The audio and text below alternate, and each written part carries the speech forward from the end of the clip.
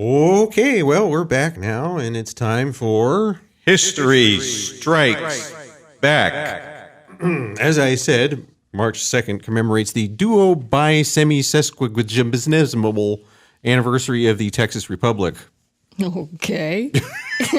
That's quite a mouthful. Yeah. That's one thing. That's the big thing. That's the big March that second thing. And really, I could just stop there since I'm Texan. But we'll mention some other things. We'll mention some other things. There's the Battle of Waynesboro, which involved, well, not general. He wasn't a general at the time, but it involved Custer. And when he was a Union person, and versus Jubal Early in 1865. There was a movie called The Secret Service of the Air, and here's the description of it I found online. Brass Bancroft and his sidekick Gabby Waters are recruited under the Secret Service and go undercover to crack a ruthless gang that smuggles illegal aliens. Wow. Doesn't that sound cool? Wonderful. All right. Santa Ana. I wonder what Santa Ana. Now, did Santa Ana ever meet Custer, or was that about the same time period? Or was it? I don't recall seeing him at all. Oh, okay. No sé. Was that about the same time period? Well, yeah, they were contemporaries of sorts, but I don't But they know. never- I don't know if they ever drank together or anything like that. I don't think Custer drank. I think he just He just ate custard. he just I've always wanted to make that joke. Or something similar. Was he kind of pasty? Maybe a little yellow on the tongue. Oh goodness! Little caramel hair color thing going on up there. I was going to say that he liked women, but yeah, that's where I was going with that. I'm going to stop there. Anyway, but the Secret Service of the Air from 1939 starred Ronald Reagan. Really? Yeah. That's cool. I got to go check that thing out online. I got to get it on Netflix or something like that. It's just like I've never heard of the movie, and the plot just sounds fascinating. It does. Well, the interesting thing, he's actually was a pretty decent actor. He was not bad. He was not bad. I think he got kind of stuck in some B rolls and that kind of you know how the studios were then. It was like, well, once you're in one B roll movie, then Right. You are right. It's hard to get out of it. Yeah. Isn't that how he met Nancy? Wasn't she an actress, or they met somewhere and all that? He was married to Jane Wyman, who was an actress. Okay, that's what I remember. Yeah, and they divorced after 4 or 5 years, I think. And Oh. and then he met Nancy Davis, who was an actress of sorts. I can't tell you anything Nancy Davis was in, but I think he met her, a little bit later, down the road. The Concorde makes its maiden flight in 1969. Cool. And I had some stuff here, but I realized that I had something here from Around the World Flights by Patrick M. Stinson, and it's regarding the B-50, which is a bomber. I didn't even know there was a B-50. My father was in the Air Force, and I've never heard of a B-50. Okay. It must have been a very short-lived type of airplane. But apparently in 1949, on March the 2nd, a B-50 completed a around-the-world flight. A bomber completed a around the world flight in 49. Yes. I didn't realize they were capable of doing that, because those things got to suck up the gas, don't they? Well, that's a great point, because there is a figure in here somewhere in this book that I read. Somewhere in there? Yeah. Because how would you gas the sucker up? Would you have something flying alongside it, or? They had tanker planes that followed them, and they'd shoot the stick down. And It's kind of cheating, though, isn't it? Not really flying around the world solo. You got a little bit of help. Here's something that says, to stay in the waning daylight as possible, Captain Gallagher reversed course 180 degrees and the attending planes followed suit. At last given the green light, Captain Fuller's 1705 made perfect contact and remained linked for almost an hour and 10 minutes, transferring close to 7,000 gallons of fuel, while the linked pair of aircraft flew back toward the Philippines. That's just one leg of that long journey. I think I read in here somewhere that it was like a 95-hour flight. Oh, wow. Yeah. Wow. Yeah. Well, my dad said that in this time and afterward, up until like the mid 1960s, that they did marathon flights like that. But that's like 4 days. Yeah. Now, did they have would be more in than there. one person on there? On more than one person on what? I mean, do they have more than one person flying it so that they could take turns? Or did someone just stay up for 4 days straight? I'm serious. Have you seen how big a bomber plane these bombers are? B-52, like Right. B-52. But it's not like they're carrying people to go to the next war. You know, it's like, hey, while we're on the way, we'll just drop you off here. Actually, I did ask my dad about that. I was like, well, how did you sleep? What did you do? He said, well, yeah. He said, I usually slept on the plane. But they had co-pilots. Okay, that's what I was driving at. Yeah, they had other people. They had backups and stuff like that. So there wasn't one person flying. So a B-52 bomber crew would be 7 or 8 people. Oh, okay. Yeah. I guess a plane that big, you'd have to. Yeah, it's not like Jimmy Stewart in Spirit of St. Louis, where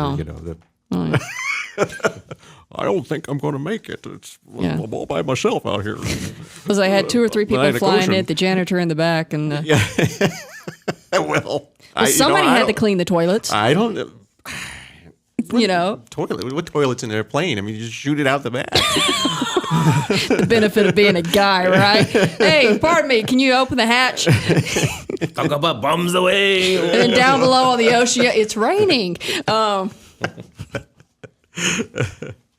Yeah. Well, anyway, the name of that book that I was referring to was Around the World Flights by Patrick M. Stinson. And can you spell that guy's name? Because I'm going to have to transcribe this later. Stinson. Okay. And it was, I can't even really, I just randomly picked out a passage. It was extremely detailed. So. Cool. My dad wasn't in that either. So. Oh, he wasn't? And your dad was in the Navy, right? Or Air Force. Air Force. You just said that. B-52. It's okay. It's all right. I'm sorry. I got it in my head. Somebody in your family I thought was in the Navy. I haven't had anything to drink. I really... really could use something right now. Jeff, you got a beer? No, you don't. Seriously. I think he needs a beer. I think the village people, they were in the Navy, but maybe there was something else. That's it. Hey, you're Mexican. You got some Dos Equis? Oh, of course. Of course. Well, Hank, he's going to set you up after the show. All right. Orale. Have an appointment with General Arrea, right? Okay, so that's my personal list, and then I had some stuff here from historyorb.com. I like to pick on them. Oh, of course. And actually, I was going to try to find some things to research, and guess what? The very first thing that's listed here in 871, it says Battle at Martin, Ethelred van Wessex beats Danish invasion army. And you know what I found out? That is a really interesting statement to make. I found out that it was actually March 22nd, not March 2nd. So, good on you, mate. We'll have to save Ethelred for the March 22nd show that we do. We don't have a March 22nd show. Well, it'll be a couple of years, I maybe guess. It'll cycle around. We'll wait. Well, we can talk about it on March 16th, maybe. So, just by the way, in the future. Just a few days from now. In 1498, Vasco da Gama's fleet visits Mozambique Island. In 1776, the Americans began shelling British troops in Boston.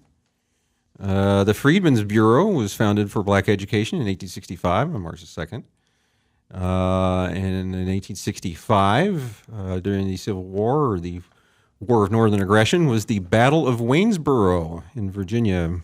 Waynesboro. Waynesboro World. In 1877, Rutherford B. Hayes was declared president. And in that case, in that particular declaration, Samuel Tilden had won the popular vote, but doggone it if he was just one electoral vote shy.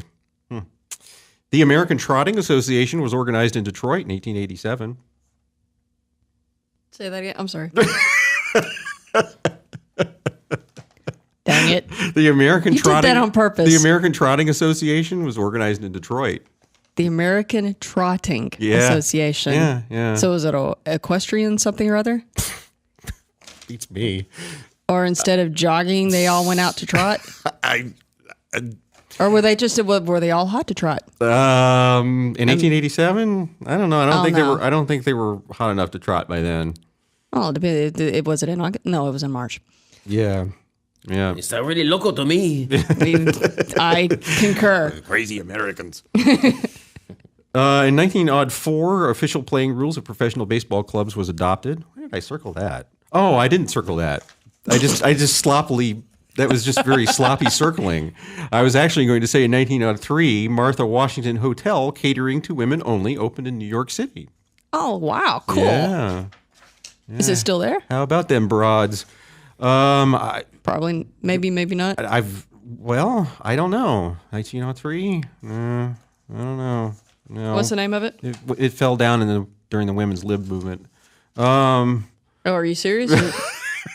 Or just wishful thinking? What was the name of it? Martha Washington? No. Martha Washington Hotel. Opened in New York City. In 1941, in World War II, the first German military units entered Bulgaria after it joined the Axis Pact. This was one I was very interested in. 1942, the 14th Academy Awards. How Green Was My Valley, and Gary Cooper and Joan Fontaine won that year. So, How Green Was My Valley is actually a very sobering, fun movie. It's a good movie, very good movie. And then in 1944, just 2 years later, Casablanca won Best Picture. Jennifer Jones won, I'd assume, Best Actress, but it might have been Supporting Actress. And then Paul Lucas won in 1944. And then, and I found another thing here. In 1945, it says the 8th Air Force, this is per HistoryOrb.com, 8th Air Force bombs Dresden. Well, I tried to look that up, because I was curious about that. Okay. And it actually was February 13th through 15th. And that's according to the Air Force Historical Studies Office. So how did it end up in March? I don't know. Yeah, history or about it again. I mean, that's not even, Gregorian versus Julian calendar. It didn't even work there. And I think... Let's see. For 1956, Morocco tears up the Treaty of Fez and declares independence from France. And then there's the Super Fortress B-50. The History Orb mentions the B-50 Super Fortress doing the nonstop around the world flight. And the other thing I didn't mention about it is that it started in Fort Worth at Carswell Air Force Base in Fort Worth, and went all the way around, and then came back to Fort Worth. So. Local claim to fame there. Yeah. Okay, and then Wilt Chamberlain scores incredible 100 points in an NBA game in 1962. Oh, nice. And I found that hotel. Oh, yes. Unfortunately, it is not in operation anymore. I think the building says, at the turn of the last century, single professional women had a difficult time finding places to live in which they were free from the suspicion of immoral behavior.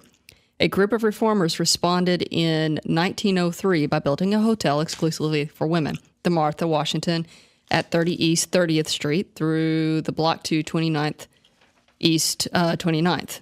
That's, wow, quite repetitive. Though quite average architecturally, it is one of New York's newest landmarks. And the Martha Washington remained a women's hotel until 1998, by which time it was a musty, definitely old-fashioned place. Now the King and Grove Hotel. It is a trendy spot with glove leather upholstery, chrome, and theatrical lighting. Last month, and then I think they just... they basically, it sounds like they just redid it. And I love what somebody says here down in the comments. The lady moved into the Martha Washington in 1985, and she said, what was it? The elevator worked, but you could never be certain what direction it would go. We all learned to just get on when the door opened, and you would eventually get to the floor you needed. So, anyways, yes, the building's still there. It's just not the same thing anymore. Yeah. Well, that's Well, that's what you get when you let women run things, right, Santana? Watch it. You got that right, man.